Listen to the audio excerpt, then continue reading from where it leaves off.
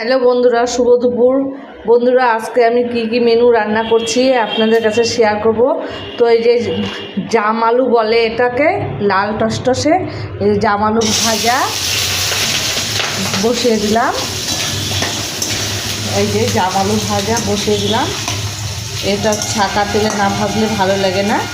তো জাম আলু ভাজা, আর এই যে কাঁঠাল করব খাসির তেল দিয়ে। এখনও করা হয়নি, কাঁঠালটা করব, কিন্তু মাছের ঝোল হয়ে গেছে।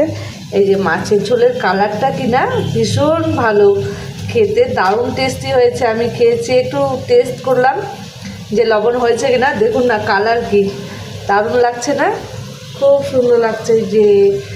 এই যে দারুণ লাগছে, দারুণ। এই যে লাল টসটসে কাতলা মাছ দিয়ে পটল আলু দিয়ে জিরা আদা বেটে ঝোল করেছি। আর এই যে ভাতও হয়ে গেছে, শুধু আলু ভাজবো আর লবণটা দিয়ে নেই। তো বন্ধুরা, সবাই চলে আসবেন আমার বাড়িতে খেতে।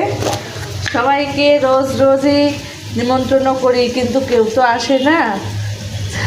তো সবাই চলে আসবেন খেতে। শুভ দুপুর বন্ধুরা।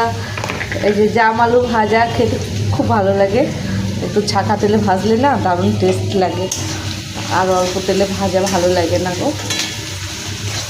আমি তরকারিতেও খুব তেল দিই, আমার মাসে অনেক তেল লেগে যায়, ওটা বলা যাবে না, কিন্তু অনেক তেল লেগে যায়। যে মাছের ঝোলটা দেখতেই তো পাচ্ছেন কেমন লাল টসটসে, দারুণ মজার হয়েছে খেতে। তো শুভ দুপুর, সবাই ভালো থাকবেন, চলে আসবেন। Tata, bye, thank you, love you.